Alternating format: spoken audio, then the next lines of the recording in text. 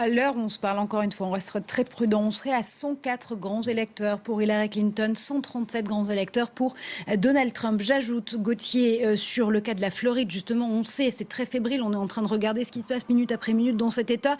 Pour l'instant, sur 92% des bulletins dépouillés, selon la source Politico, qui est un grand titre de presse en ligne.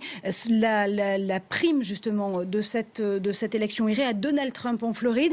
Mais ce qui est intéressant, c'est que pour l'instant, ça se joue à 200 000 voix près, plus ou moins. Or, 200 000 voix, c'est le score que fait Gary Johnson, pour l'instant, là aussi en Floride. Ce qui nous remet sur une piste qu'on avait évoquée au tout début de cette campagne. Et si les libertariens, le Green Party, peut-être pas avec Jill Stein, mais en tout cas, si les libertariens avec Gary Johnson pouvaient se poser en arbitre des élégances dans certains États où, justement, la course est d'une fébrilité absolument terrible. Ça pourrait être le cas ce soir en Floride.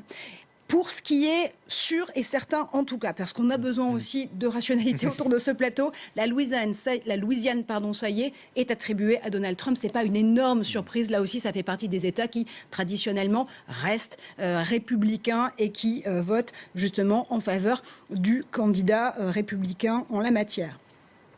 Oui, ce qu'on peut dire aussi, alors là, on n'est plus évidemment dans l'arithmétique électorale pure, mais dans l'analyse, l'anticipation des marchés, mais il est vrai que parfois ils ont raison.